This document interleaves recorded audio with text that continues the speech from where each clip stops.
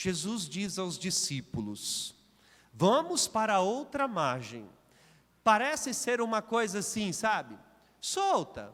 Vamos subir numa barca e atravessar para o outro lado. Mas vem carregado de sentido.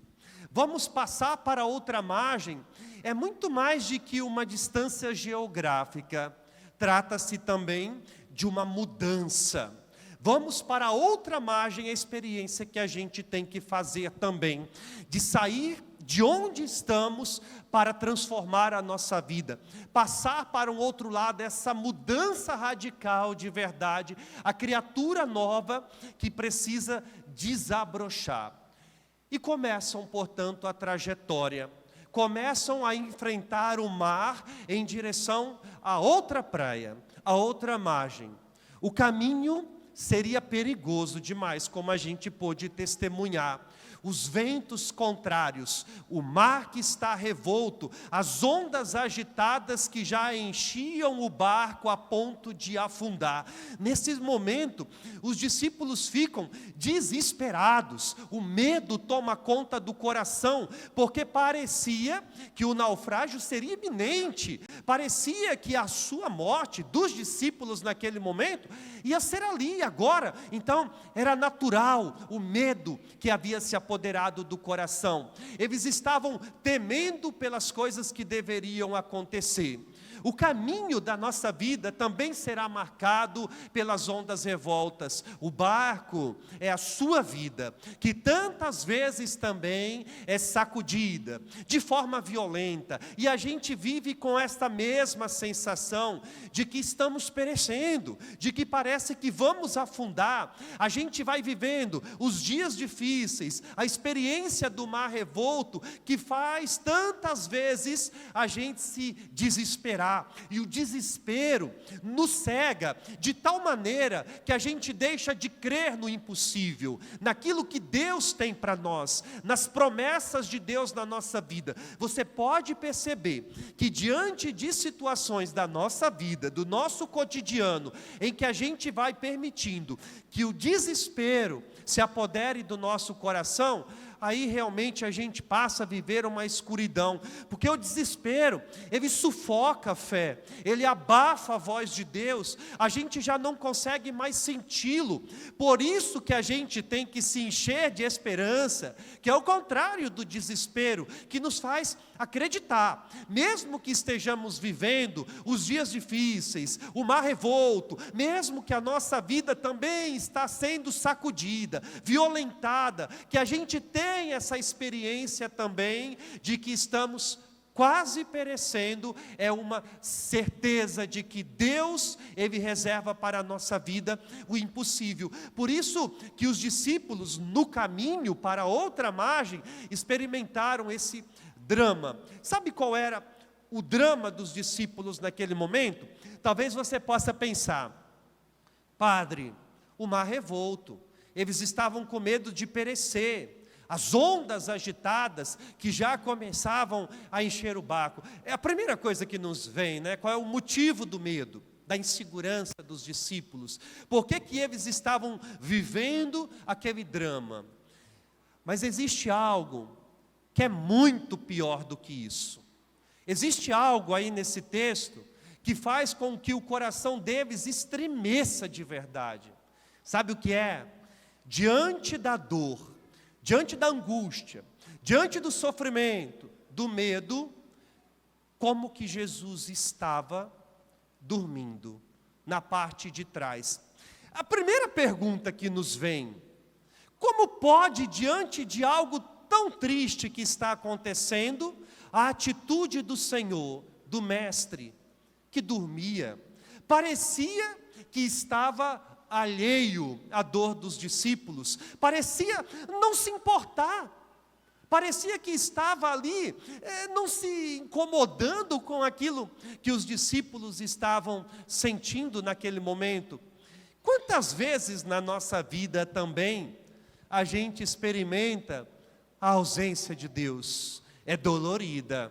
Quantas vezes a gente tem aquela sensação de que parece que Deus deixou de cuidar, que a mão de Deus não está mais estendida sobre a nossa vida. Afinal de contas, quando a gente vê, por exemplo, as tragédias acontecendo neste mundo, ou na nossa própria vida, a gente não tem esta sensação, ao menos a gente deveria ser muito honesto, né? Porque às vezes a gente quer esconder aquilo que o coração está sentindo. Por que, Senhor? Por que essas coisas estão acontecendo?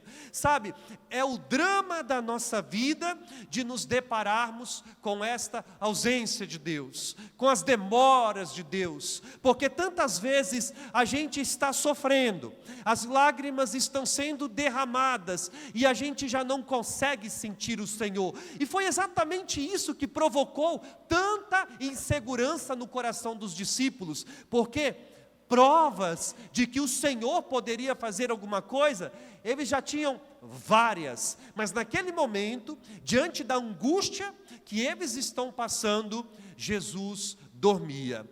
Olha, nós inevitavelmente deveremos passar por esta experiência na nossa vida.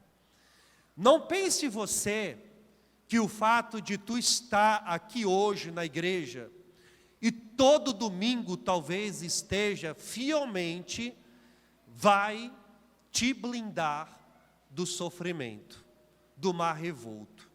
Ele chega. Se não chegou ainda, um dia ele chegará. As ondas vão chegar com tanta força, que você vai ter essa experiência de que parece que o barco da sua vida também está prestes a afundar. Se você não viveu isso ainda, pode ter certeza que você vai viver um dia. Porque a condição humana é marcada pelo sofrimento e não tem como fugir disso. É como também nos lembra a palavra. São Paulo nos lembra isso em outras cartas suas. Não tem problema de chorar, de sofrer, mas como quem tem esperança. A esperança que nos faz acreditar no novo, naquelas coisas que Deus ainda tem para a nossa vida. E é isso que a gente tem que nutrir no nosso coração. Viver essa ausência de Deus pode se tornar até mesmo uma espiritualidade. Esses dias, a gente nunca está preparado para a morte, né? É um mistério. E eu, assim, hoje tenho muita consciência disso. As palavras, elas não conseguem suavizar a dor de quem perde alguém. Eu até falo isso nas formações que a gente dá para os ministros, que vão fazer um rito de exéquia, ou alguma coisa parecida, assim. Olha, o que importa nesses momentos é ser presente, é o abraço. Não adianta nada, como a gente costuma, o que falo, né? Não tem o que falar, fica calado, correto? Não é chegar lá e dizer assim, vontade de Deus. Tem que aceitar a vontade de Deus. Não é chegar diante de alguém que perde alguém de forma tão cruel e falar, vontade de Deus. Imagina, a imagem que essa pessoa vai ter de Deus. Poxa, por que Deus fez isso? Então, as palavras não contam muito nestes momentos. É a nossa presença, é o abraço, estou aqui contigo, estou aqui para ser um consolo, eu estou aqui para te ajudar, para que você precisar, ao menos para emprestar o ombro para a pessoa chorar. Quantas vezes eu já vi essa experiência, né? O luto, a psicologia diz isso, né? De 3 a 6 meses, o luto intenso, porque as lembranças elas permanecem, mas aquele luto que nos tira a vontade de viver, que a gente perde o sentido, ele tem esse prazo, de 3 a 6 meses, quando a gente não reage, sabe? Quando a gente não vê. Depois disso, é natural, a gente vai convivendo com a saudade, a gente chora para sempre, mas a gente vai aprendendo a viver, a gente vai retomando a nossa vida. Quando passa esse período e a pessoa ainda não reagiu, buscar ajuda, alguma coisa está errada, tem que ir buscar ajuda. Mas o luto intenso dura esses meses. E qual é a primeira consequência do luto? Achar um culpado. A gente se culpa, né? Se eu não tivesse feito isso, ou se eu tivesse feito aquilo, talvez eu poderia ter evitado. Culpar alguém ou culpar Deus. As pessoas culpam Deus. E aí, depois que passa esse período intenso do luto, muita gente nos procura, porque durante esses meses se revoltou com Deus, questionou Ele, deixou de acreditar, e a pessoa vai começando a se sentir culpada por aquilo que ela falou, por aquilo que ela pensou. Não se preocupe, Deus não estava alheio à sua dor.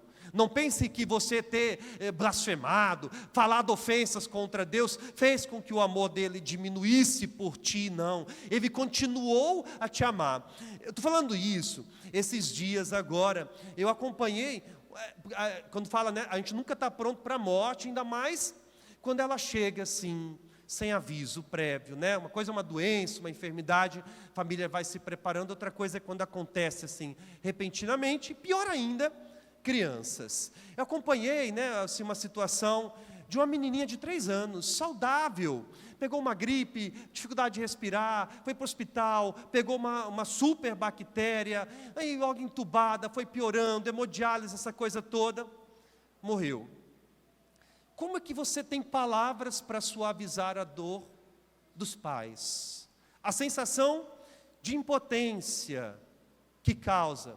Eu vi uma postagem de uma familiar dela, que eu achei muito coerente, sabe?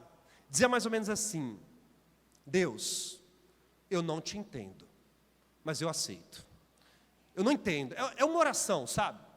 E é aquilo que brota do coração da gente, ser honesto com Deus. A gente deveria cultivar isso, uma oração honesta, de a gente poder chegar para Ele também, assim como os discípulos fizeram hoje. E aí? Nós estamos morrendo, você não vai fazer nada? Não te importas? Não foi isso que eles fizeram? Faça alguma coisa. Olha para a nossa dor, olha para a nossa angústia. É oração isso. Porque rezar não é só você chegar diante de Deus e começar: Senhor, eu te louvo, eu te agradeço, obrigado por isso, obrigado por aquilo, me dá isso, me dá aquilo. Vai ter momentos na sua vida que você vai precisar desabafar com Deus, de falar a verdade para Ele, de dizer: está demais, eu não estou mais aguentando as ondas revoltas, o mar está agitado demais, faça alguma coisa, porque a sensação que eu tenho é que você está dormindo também, diante do meu desespero, diante da minha angústia. E quando, diante da prece dos discípulos, que o Senhor acorda e manda a tempestade se acalmar. Como também nos lembra o Salmo de hoje, é uma certeza que a gente tem que carregar no nosso coração. Depois da tempestade, a bonança. Depois das ondas revoltas, o mar tranquilo. Cultivemos isso. Tenhamos no coração esta certeza do impossível de Deus, de que Ele sempre tem para a nossa vida o melhor. As coisas que os olhos não viram, que o coração não imaginou. Louvado seja nosso Senhor Jesus Cristo.